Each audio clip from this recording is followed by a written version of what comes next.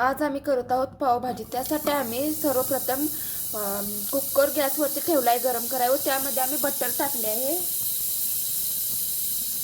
थोडेसे तेल टाकायचे, त्यामध्ये बारीक चिरलेले मोठे मोठे 4 कांदे, त्यामध्ये 2 बारीक चिरलेले टोमॅटो यांना परतून घ्यावे व आलं लसूण पेस्ट टाकायची। आम्ही घरीच बनवले आलं लसूण पेस्ट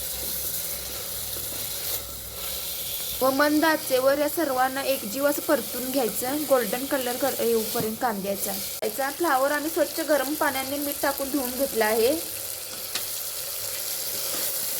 1 शिमला मिरच, 1 वाटी हिरवा वाटाणा,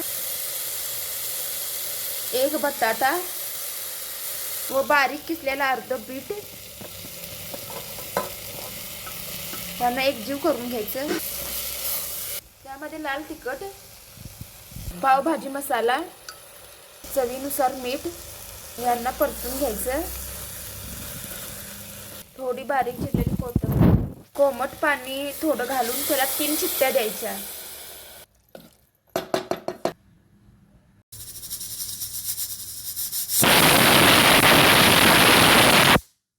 अशा प्रकारे आपली पावभाजी तयार झाली आहे।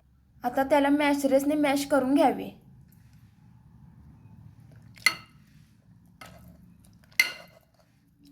अशा प्रकारे पावभाजी आपली मॅश करून तयार आहे। आता गॅसवरती तवा गरम करायला ठेवला आहे, त्यावर बटर टाकायचे व त्यासाठी त्यातील पावभाजीसाठी पाव गरम करून घ्यावे।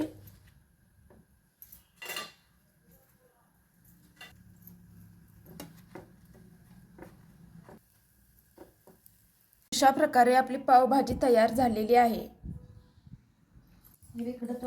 अशा प्रकारे आमची घरगुती पावभाजी तयार झालेली आहे।